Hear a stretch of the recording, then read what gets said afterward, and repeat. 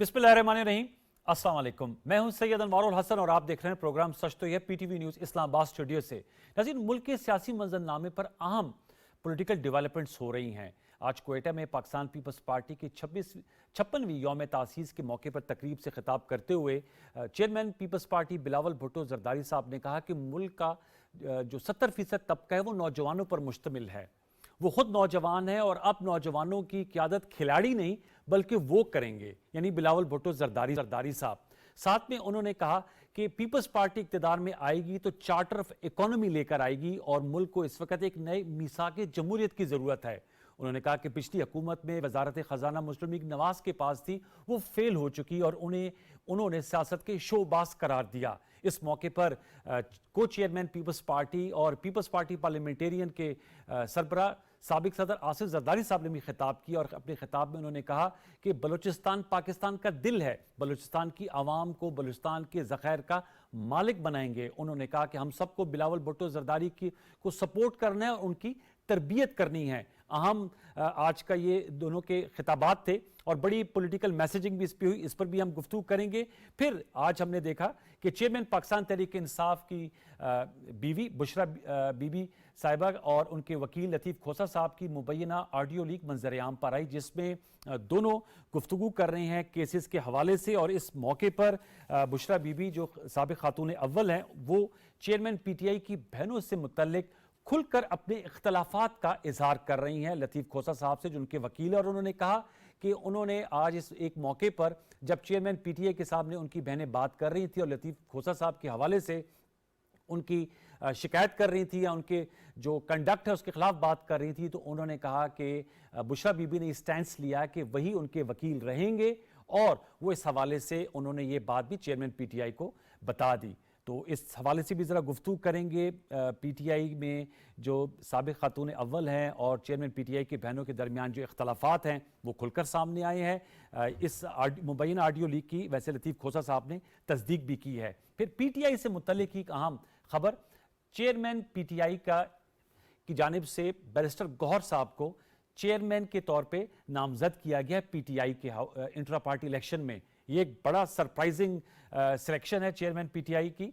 और बैरिस्टर गौहर साहब जो उनके वकील हैं और 2022 में गालिबन उन्होंने पाकिस्तान तहरीक इंसाफ को बाज़ाब्ता तौर पर ज्वाइन किया था, उनकी बैसियत चेयरमैन नामजदगी, इस पर भी बहुत से मीडिया में और सियासी हलकों में सवालात उठाए जा रहे हैं। एक इस हवाले से भी गुफ्तगू करेंगे। फिर former prime minister Nawaz Sharif साहब के लिए एक अच्छी खबर कल आई, जब एमन फील्ड रेफरेंस केस में उनकी सज़ा को ख़त्म कर दिया गया। एहतसाब अदालत के फैसले को इस्लामाबाद हाई कोर्ट के 2 रुकनी बेंच ने कलअदम करार देते हुए नवाज शरीफ साहब को एमन फील्ड केस में बरी कर दिया। साथ में जो फ्लैगशिप रेफरेंस केस में नवाज शरीफ साहब की फैसले के खिलाफ नैब अपील में गई थी, नैब ने वो अपील भी वापस ले ली और तोशा खाना तफ्तीश में नवाज शरीफ साहब शामिल भी हो गए हैं। अब अल अजीज़िया रेफरेंस केस पे जो उनकी सज़ा है उसका उन्हें इस्लामाबाद हाई कोर्ट में अपील में अपना डिफेंस करना होगा। आज इस सिलसिले में जो सदर हैं मुस्लिम लीग नवाज के शहबाज शरीफ साहब, उन्होंने उन्हें मुबारकबाद भी दी और उन्होंने कहा कि जो माजी में फैसले हुए थे, अब ये जो मौजूदा फैसला है उनकी बेगुनाही को साबित करता है। इन नुकात पर हम गुफ्तगू करेंगे। हमें प्रोग्राम के पहले हिस्से में जिन मौजूद शख्सियत ने ज्वाइन किया है, पाकिस्तान तहरीक इंसाफ से के रहनुमा है, मेंबर कौमी असम्बली रह चुके हैं लालचंद मल्ली साहब, आपका बहुत शुक्रिया। स्काइप वीडियो लिंक पे मौजूद हैं चंगेज़ जमाली साहब, सदर हैं पाकिस्तान पीपल्स पार्टी बलूचिस्तान के, उनका बहुत शुक्रिया। महमूद मौलवी साहब हमें ज्वाइन करेंगे इस्तेकाम पाकिस्तान पार्टी के। और प्रोग्राम के दूसरे हिस्से में हमें senior politician former federal minister Rana Tanveer Hussain साहब ज्वाइन करेंगे मुस्लिम लीग नवाज से, जिनका ताल्लुक है लालचंद मल्ली। और चंगेज़ जमाली साहब को मैं वेलकम करता हूँ। चंगेज़ जमाली साहब से गुफ्तगू का आगाज करते हैं, क्वेटा में मौजूद हैं। चंगेज़ जमाली साहब अस्सलाम वालेकुम। जी वालेकुम सलाम। जी जमाली साहब, आज आप लोगों ने इंप्रेसिव शो किया। पीपल्स पार्टी का यौम तासीस था 56वां। इस मौके पे हमने देखा आसिफ जरदारी साहब और बिलावल भुट्टो साहब एक ही जगह मौजूद थे। कुछ दिन से जब से जरदारी साहब ने इंटरव्यू दिया था, ये बातें सामने आ रही थी कि बिलावल साहब अपनी इलेक्शन मुहिम को छोड़कर दुबई चले गए और गालिबन कुछ इख्तलाफात पाए जाते हैं टॉप लीडरशिप में। तो आपकी ज़बानी सुनना चाहूंगा, क्या कहेंगे इस हवाले से? आज तो प्लेटफॉर्म एक ही था, लेकिन जरदारी साहब ने फिर नुक्ता उठाया कि बिलावल साहब की तरबियत करनी है। सर, इस पे क्या कहेंगे? मतलब कि अभी भी ट्रेनिंग की जरूरत है बिलावल साहब को? जी बिस्मिल्लाहिर्रहमानिर्रहीम जी। पहले तो मैं ये अपने लीडरशिप को, चेयरमैन बिलावल भुट्टो साहब और को चेयरमैन जरदारी साहब का शुक्रिया अदा करता हूँ कि 56वां उन्होंने हमें मौका दिया बलूचिस्तान को, जी और बलूचिस्तान ने आज परफॉर्म भी किया। बाकी इंशाल्लाह बुजुर्गों का, बच्चों का आपस में रिश्ता होता है, वो अपनी तरबियत होती रहती है, और जाहिर बात है तजुर्बा अपनी जगह पे होता है। और आजकल की जो टेक्नोलॉजी है और जो विजन है, वो नौजवान की आदत की जरूरत होती है। तो मैं समझता हूँ ये दोनों चीजें आज हमारी इकट्ठे हो गई, और मैं दोनों का तहे दिल से शुक्रिया अदा करता हूँ। पूरे बलूचिस्तान अपने वर्कर जियालों का अदा करता हूँ कि उन्होंने ये हमें इस किस्म का आज इज्जत पर्दे के साथ, और आपने देख लिया कि नून लीग का क्या है और पीपल्स पार्टी का तर्ज सियासत क्या है। अच्छा, वो तो नून लीग के राना तनवीर साहब से हम पूछेंगे। लालचंद साहब से भी मैं जानने की चाहूंगा। लालचंद साहब, बिलावल साहब ने कहा कि मुल्क के 70% जवानों पर मुश्तमिल है, और अब उनकी क़यादत कोई खिलाड़ी नहीं बल्कि बिलावल भुट्टो जरदारी साहब करेंगे। ज़ाहिर बात है जब खिलाड़ी का रेफरेंस है तो वो आपकी टॉप लीडरशिप की तरफ जाता है। देखें, बिलावल भुट्टो साहब काफी दिनों से एक बयानिया बनाने की कोशिश कर रहे हैं कि इस मुल्क का ज्यादातर जो आबादी है, 70% पॉपुलेशन और अराउंड 50% वोट बैंक वो नौजवानों का वोट बैंक है। जी और मैं नौजवान हूँ तो वोट मुझे मिलना चाहिए और मुझसे अलाइन होना चाहिए ये मुल्क की पॉपुलेशन। मगर वो ये भूल जाते हैं कि अगर आप समझते हैं कि आप नई क़यादत है और आप कुछ नया ले आना चाहते हैं, तो आपको नारा भी कोई नया जो पाकिस्तान की आवाम जिसको पसंद है वो लाना होगा। आप तो अभी उसी घिसे पिटे नारों पे चल रहे हैं, रोटी कपड़ा और मकान, और इसी पे 56 साल आपने कौम को बेवकूफ बनाया और अभी भी आप उसी पे ही जा रहे हैं। और आलोक साहब, जो लीडरशिप होती है वो एक मौका मिलता है कि वो अवाम में अपने अपने लिए मोहब्बत पैदा कर सके। तो पीडीएम की पूरी लीडरशिप को इस दफा वो मौका मिला। एक महंगाई थी, एक पूरे इंटरनेशनल एक इम्पैक्ट था महंगाई का, लेकिन वो उसको हल नहीं कर सके और पूरी पीडीएम की कयादत जो है वो नाकाम हो गई है। लेकिन वो उसमें जिम्मेदार नून लीग को ठहराते हैं। लालचंद साहब, आपने सुना वो कहते हैं वजारत खजाना नून लीग के पास थी, ये उनकी जिम्मेदारी थी, वो फेल हो चुके हैं, हमें मौका दिया, हम नया चार्टर ऑफ इकोनॉमी लेकर आएंगे। सर देखें, पहले इन्होंने सीओडी किया था, चार्टर ऑफ डेमोक्रेसी। उसके बाद आपने देखा कि पाशिल साहब काला कोट पहन के कोर्ट पे पहुंच गए थे, और जरदारी साहब जो आज क्वेटा में मौजूद थे, एक इलेक्टेड नवाज लीग की गवर्नमेंट थी, फिर वो हम भले मुखालिफ हो लेकिन उसको उन्होंने गिराया था, जिसका उन्होंने बरमला इजहार भी किया और उसको ओन भी किया। तो सीओडी को इन्होंने जो है वो फेंक दिया एक तरफ।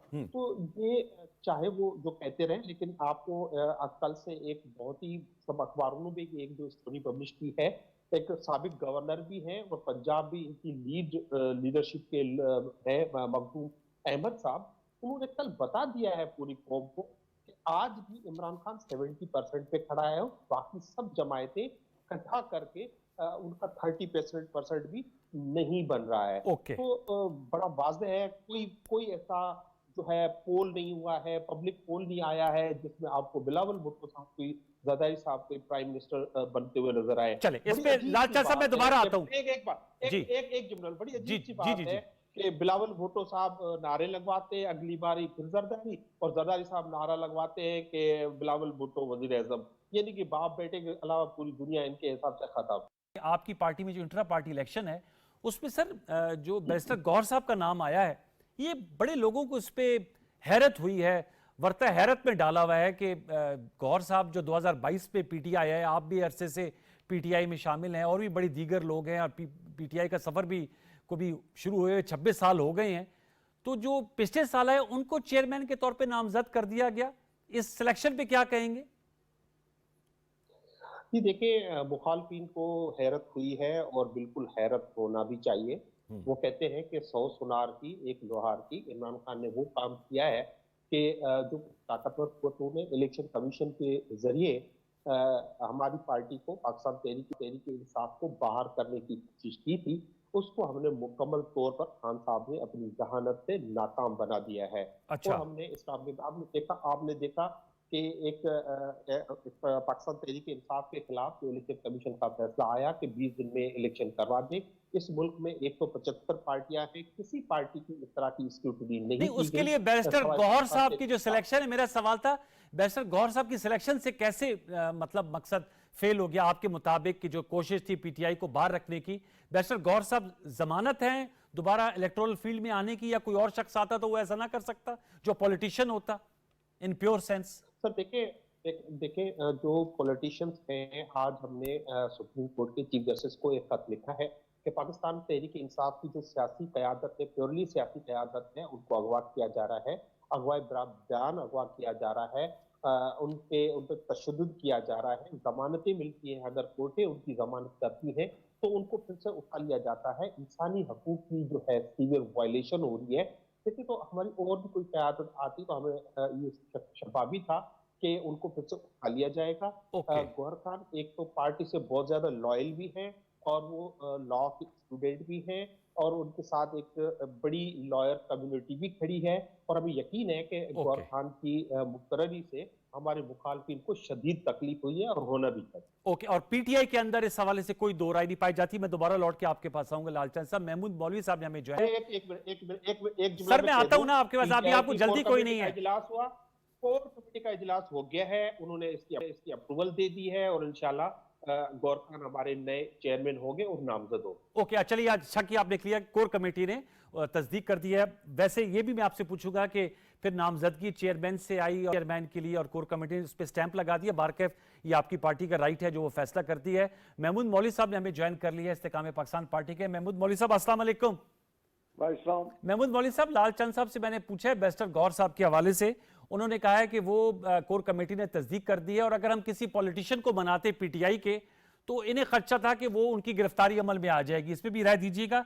दूसरा सर, एक मुबैना ऑडियो लीक सामने आई है farmer first lady Bushra Bibi और लतीफ खोसा साहब के दरमियान, और जरा इख्तलाफात की उससे वाज़ेह तौर पर इशारे मिल रहे हैं कि इमरान खान साहब की बहनों और बुशरा बीबी में इख्तलाफात जो है वो बढ़ते जा रहे हैं। आपको इस हवाले से आपकी क्या राय है? आप समझते हैं ये खलीज वाकई बढ़ रही है? देखिए, ये खलीज भी बढ़ रही है, और आप ये देखिए यही वजह है कि गौहर खान साहब को जो है नॉमिनेट किया गया है। उसकी वजह ये कि ये डिसाइड नहीं कर पा रहे, डिसीजन ले नहीं पा रहे थे कि बहन को चेयरमैनशिप देनी पड़े या बेगम साहब को चेयरमैनशिप देनी पड़े। इसको मद्देनजर रखते हुए थर्ड फोर्स को दे दिया है। ये वही चीज हुई है जैसे पंजाब के चीफ मिनिस्टर उस वक्त भी जो था वो ये डिसाइड नहीं कर पा रहे थे कि अलीम खान को दे या दूसरी पार्टी स्ट्रॉन्ग है, तो उन्होंने बुजदार साहब को लेके आए, वसीम अकरम प्लस। उन्होंने कहा जी ये बिल्कुल ही इनको कोई नहीं जानता, इसलिए इनको लेके आए।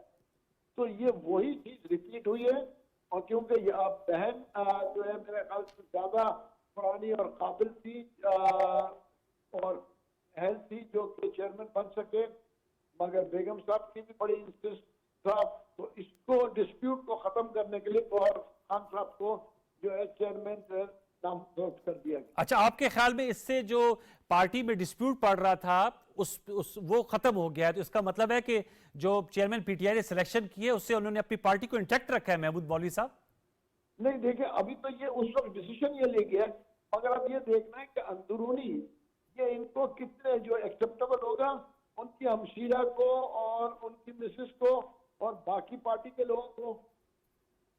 लेकिन वो तो कह रहे हैं, आप देखो उनकी एक्सेप्टेंस जो है वो कहां तक होगी, लेकिन लालचंद साहब कह रहे हैं कोर कमेटी ने इसकी तस्दीक कर दी है, मोहर सख्त कर दी है इस पर।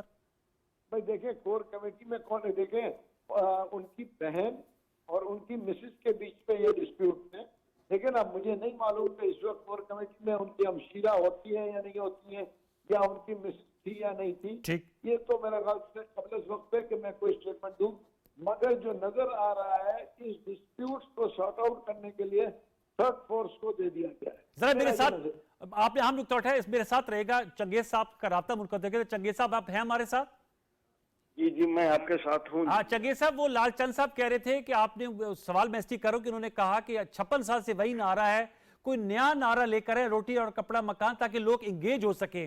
और उन्होंने कहा आपकी अपनी पार्टी के जो जनूबी पंजाब के सदर है मखदूम अहमद महमूद साहब, लालचंद साहब कोट कर रहे थे कि वो कह रहे हैं कि अभी भी चेयरमैन पीटीआई की पॉपुलैरिटी बहुत ज्यादा है, तो उनका बिलावल साहब फिर कहां से वजीर आजम बनने के दावे कर रहे हैं? चंगेज साहब देखें जी, आजकल वही महंगाई, वही जरूरियात की चीजें हैं, लेकिन लेटेस्ट टेक्नोलॉजी के साथ, और जिस तरह हेल्थ की बात की उन्होंने, हारियों के लिए बात की, वहाँ पे यूथ के लिए बात की, और उसके अलावा जो है खवातीन के लिए बात हुई है। तो ये सब चीजें आजकल के रिक्वायरमेंट्स हैं, आजकल के हालात में जो हैं वो मतलब है कि ये सब जरूरी चीजें हैं। अच्छा, ये वाहिद पीपल्स पार्टी है जो अपना ये प्रोग्राम दे रही है, बाकी पार्टियों का तो ये चीजें भी नहीं है। बाकी जहां तक है पीटीआई का, वो तो वक्त बताएगा जो भी उनका है जी। अच्छा, हम उससे कोई सच नहीं हम डिसएग्री करते हैं, बिल्कुल हालात हर सूबे के अपने हैं, इलाकों के अपने हैं। लेकिन मैं बलूचिस्तान के हवाले से कहता हूं कि आज बड़ा ब्रेक थ्रू हो गया है और हम पब्लिक अवाम के साथ, आपने देख लिया कि नून लीग का क्या वो बात हुई, और आज बलूचिस्तान का शो देख लें और पगड़ी को और इज्जत कितनी दी गई। ये जरदारी साहब और को चेयरमैन बिलावल साहब की उस लीडरशिप में ही हुआ है। वो बलूचिस्तान के लिए पहले भी पीपल्स पार्टी काम करती रही है, अब भी करेगी, आगे भी करेगी। अच्छा, वो कह रहे हैं पीडीएम जिम्मेदार है महंगाई की, तो आप लोग उसका जिम्मेदार नून लीग को ठहरा रहे हैं। आप लोग उस हुकूमत जिसमें हलीफ रहे 16 माह, बल्कि काबीना का हिस्सा रहे, उसकी जिम्मेदारी नहीं ले रहे। कलेक्टिव ओनरशिप चंगेज साहब, मेन उन्हीं के फाइनेंस वगैरह था, वहां पे इश्यूज टेकअप होते रहे, तो जाहिर बात है ये वक्त के उसके उसे था, तो वो उसमें ज्यादा चीजें ना आ सकी। तो हम तो फिर भी रिलीफ देने के लिए पीपल्स पार्टी आवाम को देने के लिए तैयार है। अपना सिंध में भी आप देख लें और आइंदा भी इंशाल्लाह पीपल्स पार्टी रिलीफ देगी। सर वो कह रहे हैं जो आपसे मैं जानना चाहूंगा, आपने सही कहा कि हर सूबे के अपने डायनामिक्स होते हैं, कोई आम शमूलियतें हुई हैं? क्योंकि नून लीग का आपने बार बार हवाला दिया, वो तो 38 के करीब बलूचिस्तान की बड़ी शख्सियात, सरगर्दा शख्सियात नून लीग में शामिल हुए थे। सिर्फ देखें जी, 38 में सिर्फ 5-8 ही कोई इलेक्टेबल्स थे, बाकी तो ऐसे ही थे। हमारे पास माशाल्लाह ऑलरेडी बहुत इलेक्टेबल्स हैं। ओके, और हमारी अपनी पार्टी की भी पोजीशन है, ग्रास रूट लेवल पे भी है पीपल्स पार्टी। ठीक है। तो इंशाल्लाह हमारे साथ अब जैसे वजीर आला कदूस ने शामिल किया है, वो भी आ जाएंगे। ओके, इसी तरह और भी 2-3 बड़े इस तरह की शख्सियात आ रही हैं। लेकिन जो पब्लिक में जो निचले दर्जे का है, जो ग्रास रूट का लेवल है, वो बड़ा अभी शमूलियत में आ रहा है।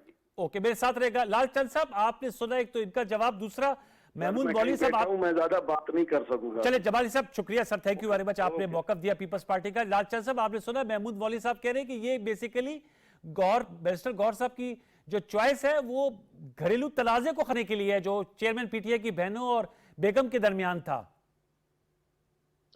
जी जी, महमूद साहब मेरे काबिल एहतराम दोस्त रहे हैं और इमरान खान साहब भी इनकी बहुत ज्यादा इज्जत व एहतराम किया करते थे। इनको ये शायद पहली दफा ही एमएनए बने थे कराची से, और वो उसका जो टिकट था वो पाकिस्तान तहरीक इंसाफ के चेयरमैन ने इनको अवार्ड किया था। अब ये बात कर रहे हैं, ये बात तब अच्छी लगती अगर बुशरा बीबी ने या अलीमा खान साहिबा ने खुद कोई इजहार किया हो, को मीडिया में क्यों आज जो टेलीफोनिक गुफ्तगू हुई है सर, आज जो टेलीफोनिक गुफ्तगू, एक मिनट जी जी एक मिनट जी प्लीज। अलीमा खान साहिबा ने तो कहा कि मुझे ना सियासत में आने का शौक है, ना मुझे इलेक्शन लड़ने का शौक है। बुशरा बीबी तो आज तक कभी मीडिया में ना आई, और ये इस जो आप ऑडियो लीक की बात कर रहे हैं, मैंने वो सुनी है, लेकिन मुझे नहीं पता कि वो जेन्युइन है या नहीं। लेकिन लतीफ खोसा साहब ने तस्दीक की है सर। एक दफा ठीक है, मैं कह रहा हूँ ये एक दफा और इस पूरी कौम के लिए शर्मिंदगी का बास है कि ना किसी जज का घर महफूज है, ना प्राइम मिनिस्टर का घर महफूज है, ना एक्स प्राइम मिनिस्टर का घर महफूज है। उनके ऑडियो जो है वो रिकॉर्ड कर दी जाती है और लीक भी कर जाती है। ये इलीगल है, अनकॉन्स्टिट्यूशनल है, और ये इस पे शर्मिंदगी होनी चाहिए उन लोगों को जो इस काम में मुलविस है।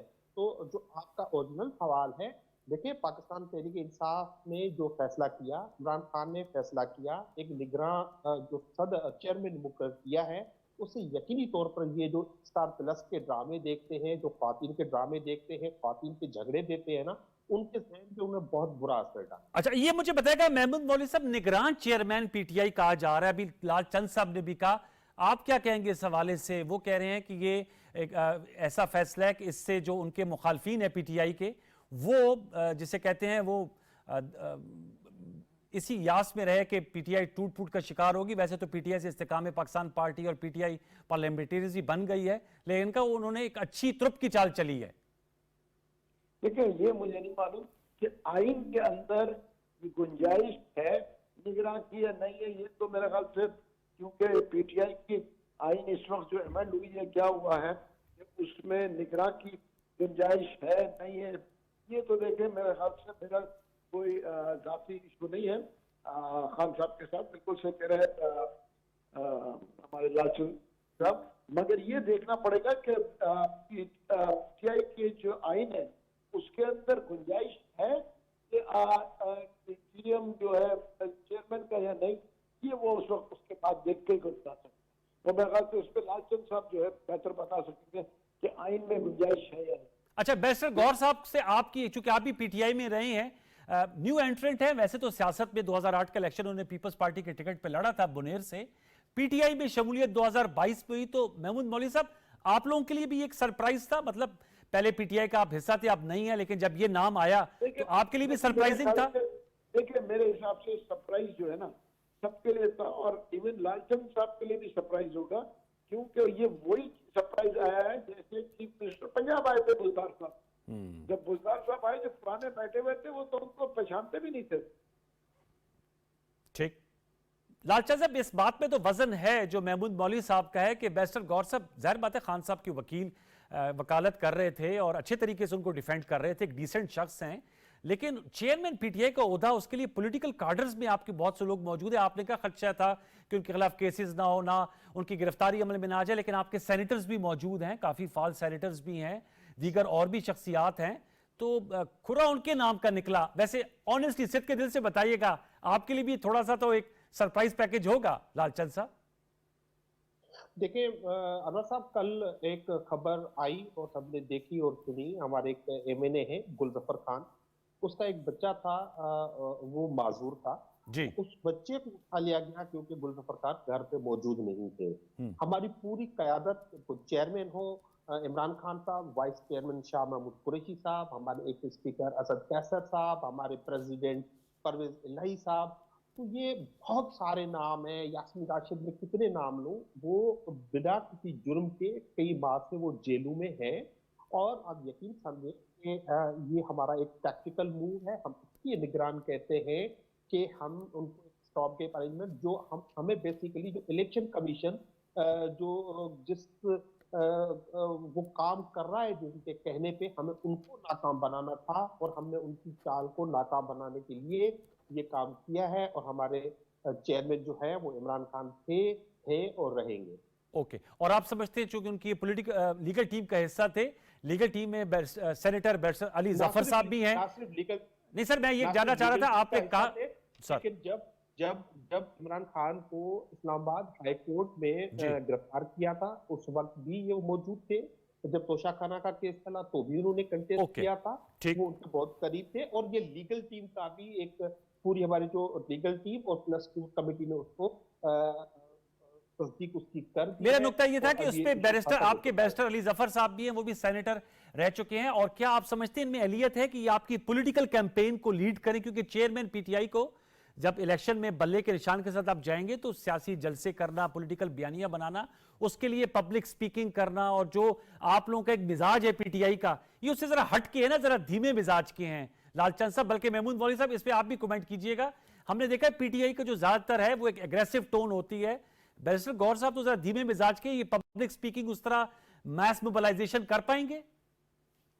देखिए ये तो देखिए वो एक देखिए इसमें मैं इससे इत्तेफाक नहीं कर रहा हूँ, वक्त सिखा देता है, वो सीख भी लेंगे।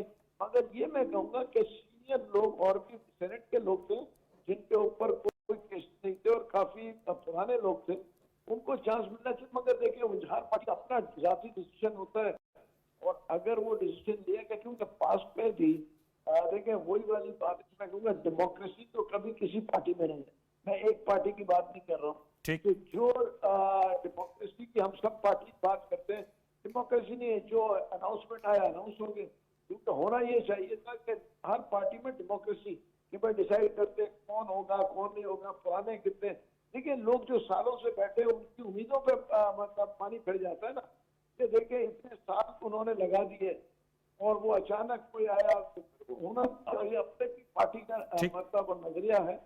तो मेरे ख्याल से इसके ऊपर मैं क्या कमेंट करूं। आप इस्तेकाम पाकिस्तान पार्टी जो है वो किस तरह अपने स्कोप को देख रही है? सर बिलावल भुट्टो जरदारी साहब ने जो गुफ्तगू की और वो कह रहे हैं कि पीपल्स पार्टी हुकूमत में आएगी, प्राइम मिनिस्टर बनेंगे। तो महमूद मौलवी साहब, इस्तेकाम पाकिस्तान पार्टी किस तरह देख रही है? सुना है जरदारी साहब आ रहे हैं पंजाब और जनूबी पंजाब से, बड़ी शख्सियात जो हैं वो पीपल्स पार्टी में शामिल हो रही है, चूंकि आप लोगों की जो लीडरशिप है, जहांगीर तरीन साहब वो भी जनूबी पंजाब से हैं। लास्ट वर्ड महमूद मौलवी साहब, फिर लालचंद साहब आप क्लोज कीजिएगा इस सेगमेंट को। देखिए, मैं एक चीज बता दूं, हर पार्टी का हक है अपनी स्टेटमेंट देना। बिल्कुल जैसे PMLN कह रही है मैं 145 सीट पंजाब से लेंगे और पीपल्स पार्टी कह रही है उनका प्राइम मिनिस्टर बनना है, तो मैं इस किस्म की बात तो नहीं करूंगा, मगर मैं कहूंगा हम भी एक मुनासिब सीटें जो है पंजाब से लेंगे, जिसमें हम 35 से 40 सीटें देख रहे हैं, बाकी सिंध से हम कुछ सीटें लेंगे। ठीक, तो ये मतलब हम नहीं कह रहे, दावा नहीं कर रहे हैं कि ये हम हुकूमत बनाएंगे। ठीक है लालचंद साहब, आप सर लास्ट कमेंट सर, फिर मैं सेगमेंट क्लोज करना है। लालचंद साहब। नहीं, एक तो जो गौर खान की बात है, तो पाकिस्तान तहरीक इंसाफ और इमरान खान ने एक दफा फिर आला मयार सियासत में कायम किया। उन्होंने किसी अपने घर से के किसी रिश्तेदार को चेयरमैन नहीं बनाया, इसको अप्रिशिएट होना चाहिए, और साथ में उन्होंने मोहर लगा दी है कि वो जो कहते हैं वो करते हैं। तहरीक इस्तेकाम पार्टी नई पार्टी है, अभी उनकी तो नीतियां बदली जा रही हैं, और आगे देखें जो अभी तो है वो सारे PTI से जो डिफेक्ट कर गए या चेयरमैन इमरान खान को धोखा दिया, इसमें तो खास तौर पर वही सामने नजर आ रहे हैं। लेकिन मुझे नहीं लग रहा जहाँ पे नवाज लीग, पीपल्स पार्टी, इन सब की मिला के 30% जो पॉपुलरिटी हो, वो पाकिस्तान तहरीक इंसाफ के लिए किसी किस्म का चैलेंज बनेंगे। चले हम देखते हैं कि आइंदा आने वाले दिनों में क्या सूरत अख्तियार करती है। शुक्रिया नवाजिश। लालचंद मल्ली साहब आपका, महमूद मौलवी साहब आपका बहुत शुक्रिया, और चंगेज जबाली साहब ने भी हमें ज्वाइन किया। एक छोटा सा वक्फा शामिल करते हैं, वक्फे के बाद आएंगे तो senior politician former federal minister Rana Tanveer Hussain साहब मुशरफ नवाज से आपका ताल्लुक है, वो हमें ज्वाइन कर रहे होंगे। एक छोटा सा वक्फा, दोबारा लौट के आते हैं, हमारे साथ रहिए।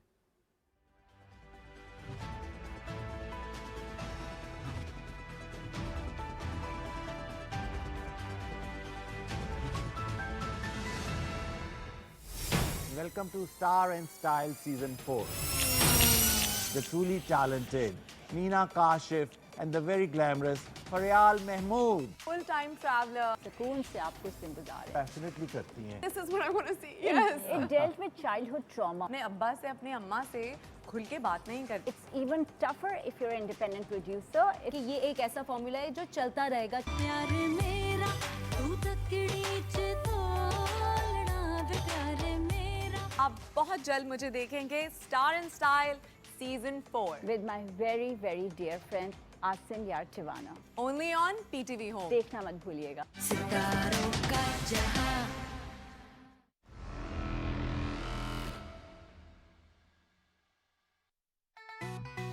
यार हम क्यों जॉइंट फैमिली सिस्टम से बाहर निकलते जा रहे हैं? क्या बताऊं, कभी टैंकी का झगड़ा, कभी मोटर जल गई है उसका झगड़ा।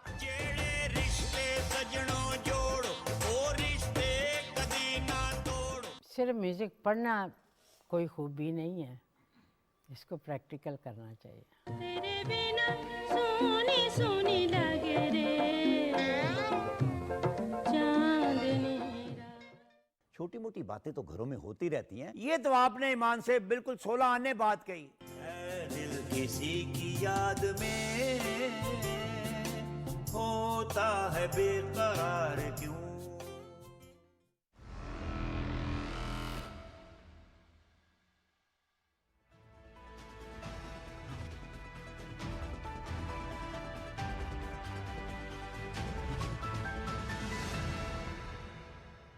Welcome back. हमें ज्वाइन किया राना तनवीर हुसैन साहब ने, मुशरफ नवाज के सीनियर रहनुमा है, जो पार्लिमानी बोर्ड बना है उसके मेंबर हैं, मुतअद्दिद बार मिनिस्टर रह चुके हैं, मेंबर कौमी असम्बली रह चुके हैं। राना तनवीर हुसैन साहब बहुत शुक्रिया। राना साहब, सबसे पहले तो गुफ्तगू का आगाज़ करेंगे सर। एक तो नवाज शरीफ साहब की अमन फील्ड रेफरेंस केस में जो सज़ा थी उससे बाइज़्ज़त तौर पर उन्हें बरी कर दिया गया है, यकीनन विंडिकेशन है नवाज शरीफ साहब की। दूसरी जानिब सर, पीपल्स पार्टी की जानिब से, चूँकि आप भी उस PDM गवर्नमेंट में बड़े अहम वजीर थे, आज 56वें यौम तासीस के मौके पे दोबारा मुस्लिम लीग नून को तनकीद का निशाना बनाया गया है, और महंगाई का और जो इकोनॉमिक पॉलिसीज़ आप लोगों की रही हैं उस पर कहा है कि जी इससे जो पाकिस्तानी आवाम है उसको फ़ायदा नहीं हुआ, बल्कि आपको लोग पाकिस्तान महंगाई लीग के तौर पे याद करते हैं। क्या कहेंगे राना तनवीर साहब? देखिए, मुझे बड़ा अफसोस है इस बात का कि जो बिलावल हैं हम तो मेरा कोई ऐसा उनके मतलब बयान नहीं देते, ना हमारी पार्टी की तरफ से कोई बयान आ रहे हैं। शहबाज साहब ने बड़े एक अच्छे तरीके से इसका जवाब दिया था, इस तनकीद का या जो बयानात वो दे रहे हैं उल्टे पुल्टे। अच्छा, लेकिन मैं बताऊं, जो हमारे आपके जो एनालिस्ट हैं, जो मीडिया वाले इधर टीवी पे भी आते हैं, जो पीएमएलएन को इतना वो लाइक माइंडेड नहीं है, वो भी बिलावल के साथ बिल्कुल उन्होंने क्रिटिसाइज किया है कि किस तरह वो बात करते हैं। और शहबाज साहब का उल्टा पुल्टा नाम भी कोई लिया उन्होंने आज। जी वो कह रहे आप लोग हैं सियासत के शोबाज हैं, आज उन्होंने कहा शोबाज हैं। मुझे ये बताएं कि शहबाज साहब को ये इसकी तकरीरें सुनाते हैं, आप ये स्पीच निकालें ना, वो सुनाए जो असम्बली में इसने की कि शहबाज साहब जो हैं वो बेहतरीन वज़ीर आज़म हैं। मैं ये उनकी स्पीचेस हैं, और सारे पीपल्स पार्टी वाले वो कहते हैं जी हमने जितने प्राइम मिनिस्टर देखे हैं ये सबसे बेहतरीन है। अच्छा, ये सबसे अच्छे हैं, बड़े काम करते हैं, हार्ड वर्कर हैं, सुबह उठते हैं रात तक काम करते हैं। बाकी रही देखें, एक गवर्नमेंट ली, वो इत्तेहादी गवर्नमेंट थी, छोड़े उसको किस तरह महंगाई हुई या नहीं हुई, किस तरह डिफॉल्ट से शहबाज साहब ने निकाला मुल्क को, कितनी उसमें सक्सेस हुई। हमारी वो जो 14 या 16 महीने थे जी, वो एक तारीख का हिस्सा है, और तारीख बताएगी कि शहबाज साहब ने बेहतरीन काम किया। लेकिन ये कहना कि अपने आप को अलग करना, ये एक मजाक लग रहा है कौम को भी और लोगों को भी कि यार ये क्या बात कर रहे हैं। अंदर बैठ के जो भी फैसले होते थे वो सारे एक तो कैबिनेट में होते थे, बाकी तो ये जब पार्टियों के सरबराह मिलते थे शहबाज साहब से, जरदारी साहब मिलते थे या फजल रहमान साहब मिलते थे, मौलाना साहब या दूसरे लोग मिलते थे, तो वहाँ भी डिस्कशन होती थी। वहाँ जितने फैसले थे वो कैबिनेट में आके वहाँ अप्रूवल होती थी। वो कहते हैं पुरानी तर्ज सियासत को बदलना चाहिए। जो पुरानी तर्ज सियासत है, इंतकाम की सियासत आप लोग करते हैं। नून लीग जब हुकूमत में आती है तो शराफिया की हुकूमत होती है, और जब पीटीआई आती है तो टिकटॉक की है। वो आएंगे तो अवामी हुकूमत होगी, और नौजवान है, नौजवानों को लीड करेंगे। नहीं देखें, अगर कोई बैड गवर्नेंस अगर कोई किसी के साथ लिंक किया जाए, पीटीआई को तो छोड़े, वो तो गवर्नमेंट जिस तरह थी वो तो एक बहुत ही बयान ख्वाब है जो उन्होंने 4 साल ऊपर और 5 साल नीचे पंजाब में गुजारे हैं। अच्छा, उस पर या 10 साल केपीके में गुजारे हैं। वो तो मैं समझता हूँ एक तारीख का बड़ा एक बदतरीन दौर पीटीआई का रहा है। लेकिन जो बात बैड गवर्नेंस की या करप्शन की अगर कहानियां शुरू हुई हैं तो वो पीपल्स पार्टी के साथ लिंक है। अच्छा, उनकी गवर्नेंस की आप देखें, पॉलिटिकली किस तरह उन्होंने इदारों को तबाह किया, किस तरह उन्होंने पीआईए को वो नीचे लेके गए, किस तरह स्टील मिल का पट्टा बिठा दिया, किस तरह दूसरे इदारों में जिस तरह ये आके लोग करते थे मामलात, किस तरह हुआ। या मैं नहीं कहता कि किसको लोग कहते थे कि जी वो करप्शन के शहंशाह हैं, कौन वहाँ पे क्या क्या होता है। तो ये लंबी कहानी है, अगर बात चलेगी तो मेरा बहुत दूर तक बात चली जाएगी। वो दोबारा फिर वो चीज़ें सामने आएंगी जो जो उस वक्त होती थी। और कोई ये तो नहीं किसी को मेमोरी बिल्कुल कोई मेमोरी लॉस तो है नहीं है जी, कौम की भी मेमोरी है और हमारे पास भी सब कुछ हमने देखा है।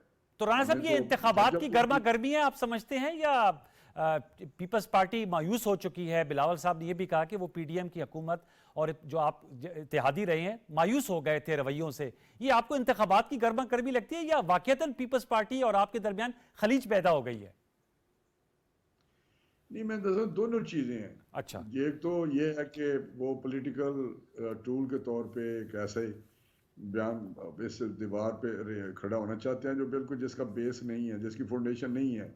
इस तरह के बयानात दे के लोग इनका जो ये बयानिया है या बयानात हैं या ये इनका स्टांस है उसको बाय नहीं कर रहे, उसको वो नहीं समझते ये बात दुरुस्त कर रहे हैं, उससे अपनी साख खराब कर रहे हैं। बिलावल साहब, बिलावल अभी सफ़र शुरू किया उन्होंने सियासी, तो ये उनके लिए मुनासिब नहीं होगा। एक अच्छा अपना चेहरा सामने लाएं सियासत में। तो बाकी रही बात की दूसरी फ्रस्ट्रेशन, दूसरा जो आप कहते हैं बिल्कुल उनको है। वो सभी पीपल्स पीएमएलएन लीड कर रही है, वो स्वीप कर रही है, इलेक्शन जीतेगी, और उनको ये फ्रस्ट्रेशन है कि यार हमने क्या ख्वाब देखा था, क्या सोचा था कि मियां नवाज शरीफ साहब नहीं आएंगे। ये तो 2 दिन पहले भी कह रहे थे मियां नवाज शरीफ साहब नहीं आएंगे। जब मियां साहब आ गए और पॉलिटिक्स में एक्टिव हैं तो अब वो समझते हैं क्योंकि मियाँ साहब एक सियासी बहुत बड़ी सियासी शख्सियत है पाकिस्तान में। अच्छा, वो एक स्टेट्समैन के तौर पे सामने आए हैं। वो एक, मैं समझता हूँ कि उनके सामने तो सारे सियासतदान जितने भी हैं पाकिस्तान में, वो देख लें, आप खुद ही अंदाजा कर लें उनका। तो राना साहब तो मैं आपने समझता हूँ सही कहा, नवाज शरीफ साहब को ज़ाहिर बात है एक तजर्बा है।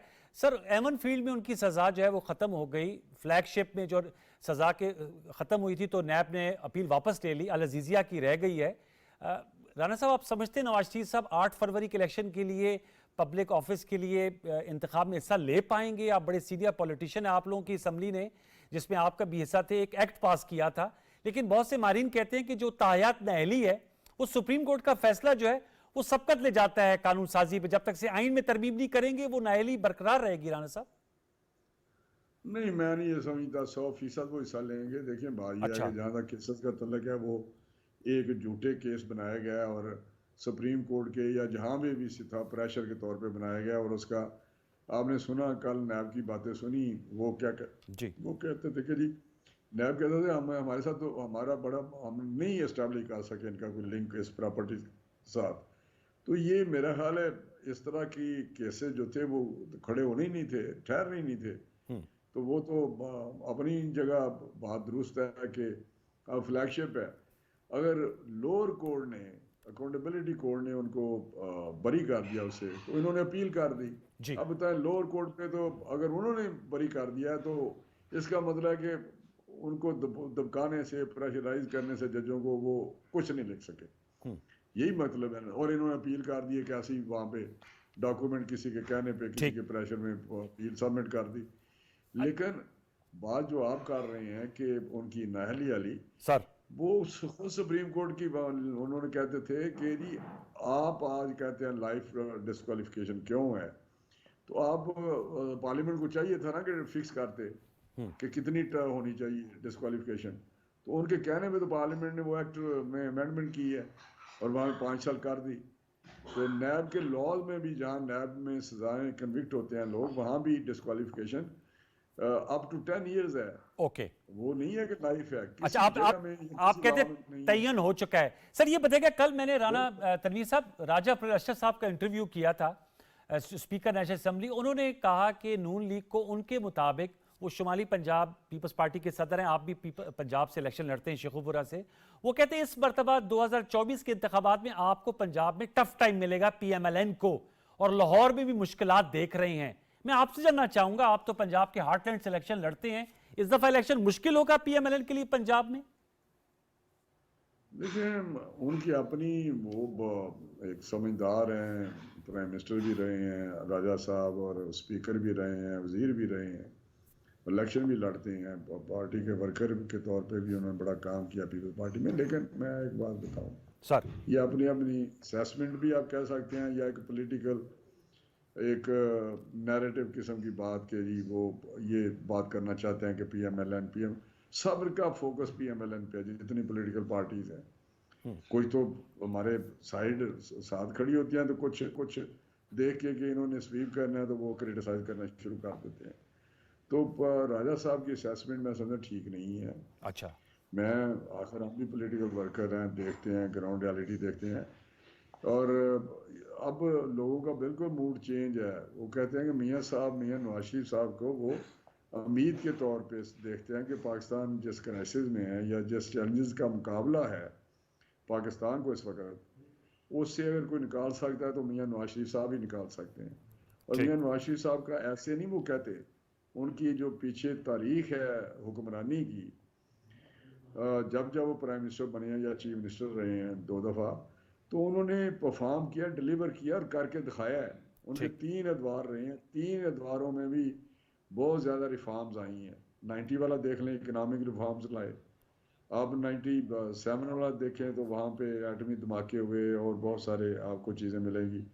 2013 में दहशतगर्दी ख़त्म की, बिजली के कारखाने लगाए, बिजली की लोड शेडिंग 0 पे ले। महंगाई जो 2% 2.5% पे आ गई थी, 4% तो थी, लेकिन 2-2.5 से फूड इन्फ्लेशन ये था, दुनिया की कम तरीन महंगाई सतह पे थी, रिजर्व्स की तरफ पहुंच गए थे। और इन्होंने जो पीपल्स पार्टी ने 2013 का हमें पाकिस्तान दिया, वो भी देख लें ज़रा, 20 घंटे लोड शेडिंग होती थी। ठीक। और अच्छा, जो मैं तो कुछ नहीं कहता उस पे कि जो टर्की से जहाज आया बिजली फौरन बनाने वाला, उसका क्या असर हुआ, ओके। किस तरह में फाइन हुए, किस तरह पाकिस्तान उसमें फंसा। तो जब रिजर्व आप देख लें उस वक्त हमें कितने हैंड ओवर किए हैं इन्होंने। ठीक है। महंगाई 12% थी। अच्छा राणा साहब, ये तो सर आपने पीपल्स पार्टी का एक तीसरा फरीक भी है पीटीआई। सर नए चेयरमैन के लिए तौर पे बैरिस्टर गौहर साहब को नामजद किया है चेयरमैन पीटीआई ने।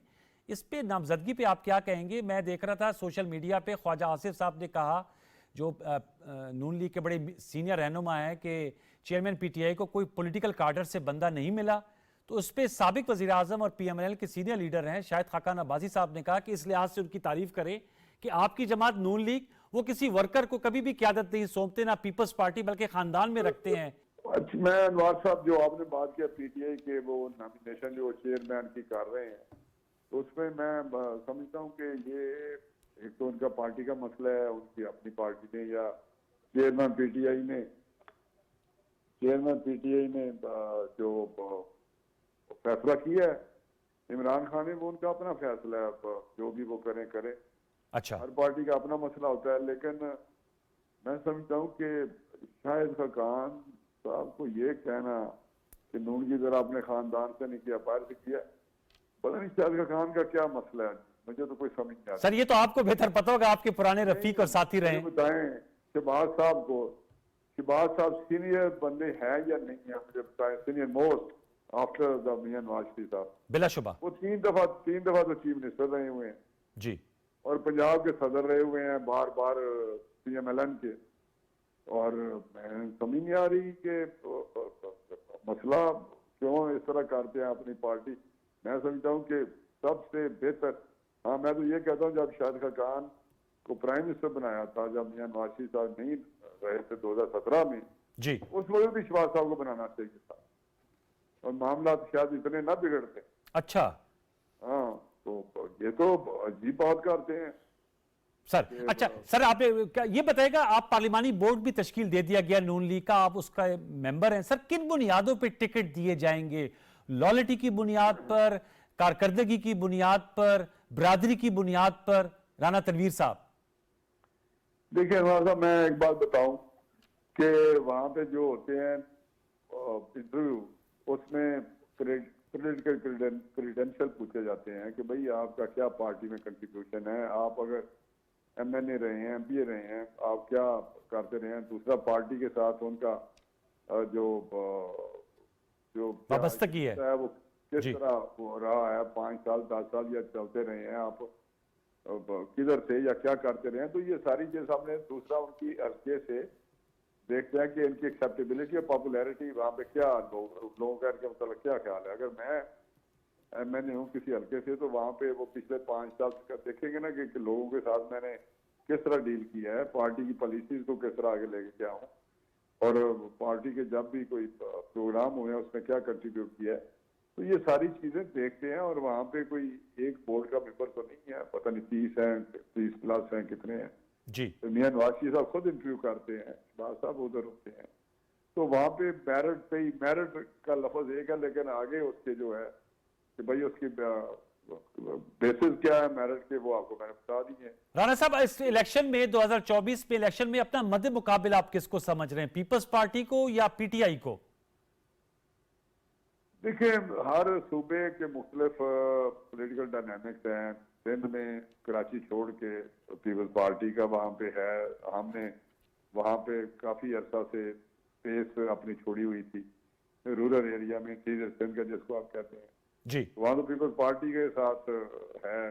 दूसरा कराची में एमक्यूएम है, पीटीआई की भी स्टेक होल्डर है, और पीपल्स पार्टी भी है, पीएमएलएन भी। तो केपी के में आपको पता है peoples party, PMLN, JUI, PTI, ये सारे लोग हैं।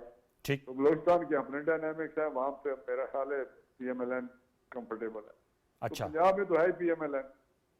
अच्छा। आप कहना कि जी साउथ पंजाब, वो साउथ जो है जनूबी पंजाब 2018 में तो लोगों को कुट के लेके गए थे वहाँ पे पीटीआई में। अच्छा। जबरदस्ती प्रेशराइज करके उनको शामिल कराया गया, जनूबी पंजाब महाज बनाया गया। तो ये सारी एक सामने आपकी चीजें, तो ये मुख्तलिफ जगह पे मुख्तलिफ उसका तो आप भी मुनक़सिम पार्लियामेंट देख रहे हैं आने वाले दिनों में। राना तनवीर साहब, आपने तो बड़े पार्लियामेंट्स का हिस्सा रहे हैं। जरदारी साहब से जब सवाल हुआ तो उन्होंने कहा कि वो एक कौमी हुकूमत तर्ज की गवर्नमेंट 8 फरवरी 2024 के इलेक्शन के बाद देख रहे हैं। आपको भी ऐसे ही सिनेरियो नजर आ रहा है? नहीं, कौमी, पहले तो कौमी हुकूमत का जो कंसेप्ट है वो किसी कॉन्स्टिट्यूशन में या पार्लियामानी सिस्टम में नहीं है। ओके, वहां पे इत्तेहादी गवर्नमेंट हो सकती है कि जो अलायंसेस बनते हैं या दूसरी पार्टियों के साथ मिलकर। तो जिस तरह अभी पीटीआई को छोड़ के बाकी सारी जमातों ने, मतलब पीडीएम 2 बन सकती है हुकूमत? नहीं, पीडीएम 2 नहीं है ना। वहां पे जब इलेक्शन होगा तो उसमें पता चलेगा कि सिचुएशन क्या है। अच्छा, जरदारी साहब तो कभी कहते हैं कि जी कोई मेजोरिटी नहीं ले सकता जी। तो ये उनके अपने अंदर के कोई फियर्स हैं या शिकस्त के हैं कि जी नहीं, पीएमएलएन भी नहीं 176 से ऊपर नहीं वोट ले सकती, सारे मिलके बनाएंगे। तो पहले कहते थे हम बनेंगे, हम प्राइम मिनिस्टर बनेंगे, हम जीतेंगे, हम स्वीप करेंगे। तो आप उनकी देखें, मुख्तलिफ बयान से रिफ्लेक्शन होती है कि कुछ थोड़े से अंदर से इनसिक्योर हैं वो इस इलेक्शन में कि भाई हम शायद इतनी ज्यादा हमें सीटें ना मिले। तो कभी कौमी हुकूमत कहते हैं, कभी इत्तेहादी हुकूमत कहते हैं, कभी कहते हैं जी किसी की मेजोरिटी यानी मिलकर हुकूमत बनानी पड़ेगी। तो ये सारी चीजें एक बयान नहीं है उनका, उनके डिफरेंट बयान है इन दिनों में। राणा साहब, पीएमएलएन की कॉन्फिडेंस की क्या वजह है? मैं आपसे जानना अगर पूछ पाऊं, आप लोग कॉन्फिडेंस लग रहे हैं। राना सनाउल्लाह साहब जो सदर हैं नून लीग पंजाब के, वो कह रहे हैं 120 से 125 सीटें। आप भी कह रहे हैं कि पीपल्स पार्टी इनसिक्योर है। नून लीग इतनी कॉन्फिडेंट और सिक्योर किस तरह फील कर रही है 16 माह की हुकूमत की कारकर्दगी के तनाजर में? नहीं, 16 महीने एक ठीक है, वो एपिसोड है। वो पीटीआई की गवर्नमेंट के बाद 4 साल और पंजाब में उसके पीछे में, उसके बाद जो चैलेंजेस हैं उससे काफी हद तक हमने ओवरकम किया शहबाज साहब ने। बाकी रिलीफ उतना नहीं दे सके, उसकी वजूहत भी पिछली इमरान खान की हुकूमत थी, उसकी पॉलिसी थी। तो 16 महीनों में तो कुछ नहीं होता। अगर मिलते 3, 4 साल, 5 साल तो डेफिनेटली बेहतरी आती। कॉन्फिडेंस का ये हमारा बेस है कि जब भी हुकूमत मिली है पीएमएलएन को, चाहे सूबे हों या फेडरल गवर्नमेंट हो, उन्होंने परफॉर्म किया, डिलीवर किया, लोगों को रिलीफ दिया और बहुत सारी पाकिस्तान को एक प्रोग्रेस की तरफ, इकोनॉमिक प्रोग्रेस की तरफ लेके गए। इंफ्रास्ट्रक्चर खड़ा किया है और लोगों की जिंदगियों में तब्दीली लाए हैं, रहने सहने में उनको बेसिक सहूलतें दी है, तो खिदमत की है। तो ये मैं समझा लोगों को पता है कि किस तरह पीएमएलएन गवर्नेंस करती है। ठीक, thank you very much. Rana Tanveer Hussain साहब, former federal minister, Muslim League Nawaz के सीएम से गुफ्तगू कर रहे थे। नाज़रीन, हमने आपको जो मुल्की सियासत में इस वक्त मामलात मंजर आम पर है उसका अहाता किया, लेकिन प्रोग्राम में आपसे इजाज़त लेने से कबल मैं ज़रूर जिक्र करूँगा COP28 जो अहम कॉन्फ्रेंस जिसका इनेकाद हो रहा है दुबई में। आज उसका पहला दिन था और पहले दिन ही ज़बरदस्त किस्म का आलमी बरादरी की जानिब से रिस्पॉन्स आया है। COP27 इजिप्ट में हुई थी और पाकिस्तान ने उसमें दलाइल देखकर आलमी बरादरी को कायल किया था कि जो ममालिक, जिसमें पाकिस्तान पहले उन 5 ममालिक में शामिल हैं जो मौसमियाती तब्दीली के असरात से सबसे ज़्यादा मुतासर हुए हैं। हमारे यहाँ इंतहाई तबाकुन सैलाबी सूरत हाल बनी जिससे हमें $30 अरब का नुकसान हुआ था। लिहाजा एक लॉस एंड डैमेज फंड का क़याम ज़रूरी है। वो क़याम अमल में आया और आज जब इफ्तिताई रोज़ है दुबई में COP28 का, तो जो रिस्पॉन्स आया आलमी बरादरी की जानिब से वो काबिल तहसीन है। $575 मिलियन की प्लेजेस का ऐलान किया गया है और लॉस एंड डैमेज फंड पर अमल दरामद का भी आगाज़ किया जा रहा है। सिर्फ यूरोपीय यूनियन की जानिब से $225 मिलियन देने का ऐलान किया गया है। पाकिस्तानी वफ़द जिसकी नुमाइंदगी निगरान वज़ीर आज़म अनवारुल हक काकड़ साहब कर रहे हैं, जो इस फोरम से कलीदी खिताब भी करेंगे। इस जो आज का जो रद्द-ए-अमल आया है, रिस्पॉन्स आया आलमी बरादरी का, इस पर इज़हार तशक्कुर का इज़हार किया गया है और इस उम्मीद का इज़हार किया गया है कि ये जो डैमेज एंड लॉस फंड्स कायम किए गए हैं, लॉस एंड डैमेज फंड्स माज़रत के साथ, इसमें ज़्यादा से ज़्यादा ऐलानात सामने आएंगे, ज़्यादा प्लेजेस आएंगी और वो ममालिक जहाँ पर इसके तग़य्युर और तबद्दुल की वजह से मौसमियाती तब्दीली के नुकसानात हो रहे हैं वहाँ इसको लगाया जाएगा। इस सिलसिले में पाकिस्तान ने बड़े तगड़े अंदाज में अपना केस भी सामने रखा है कि पाकिस्तान जो है वो कार्बन इमिशन का बहुत ही कम फ़ीसद, गालिबन 0.1% इमिशन होती हैं, लेकिन जो मौसमियाती तब्दीली के असरात हैं वो पाकिस्तान में कहीं ज़्यादा हैं, और जो एफ्लुएंट नॉर्थ जिसको कहा जाता है, उन्हें चाहिए कि उनकी कार्बन एमिशंस बहुत ज़्यादा हैं, वो इस सिलसिले में फंड करें उन ममालिक को जो इसके असरात को सह रहे हैं। तो हमने कहा कि प्रोग्राम के अख्तिताम में आपको जरूर आगाह करें कि एक जबरदस्त किस्म की डिप्लोमेटिक एफर्ट हो रही। मुल्की सियासत तो डोमेस्टिक एजेंडा है, लेकिन इंटरनेशनल फ्रंट पे हमने देखा निगरान वजीर आजम ने यूनाइटेड अरब एमिरेट्स का दौरा किया, मिलियंस ऑफ डॉलर्स के मुफाहमत की यादाश्तों पर दस्तखत हुए, कुवैत का दौरा किया, मिलियंस ऑफ डॉलर्स की मुफाहमत की यादाश्तों पर दस्तखत हुए, और अब COP 28 में शिरकत कर रही हैं। और ये पाकिस्तान के लिए बहुत वाइटल है, बहुत इंटरेस्ट है पाकिस्तान का क्लाइमेट चेंज के हवाले से जो कॉन्फ्रेंस हो रही है। इस हवाले से पाकिस्तान टेलीविजन आपको खबरों और तबसरों में आगाह करता रहेगा। प्रोग्राम सच तो में इस हफ्ते का स्पेल अपने अख्तिताम को पहुंचता है। मुझे सोशल मीडिया पर जरूर फीडबैक दीजिएगा। आइंदा हफ्ते तक के लिए सैयद अनवारुल हसन और सच तो की ब्रॉडकास्ट टीम को इजाजत दीजिए। अब आपसे मुलाकात होगी इंशाल्लाह पीर रात 10:05 पर। तब तक के लिए अल्लाह हाफिज।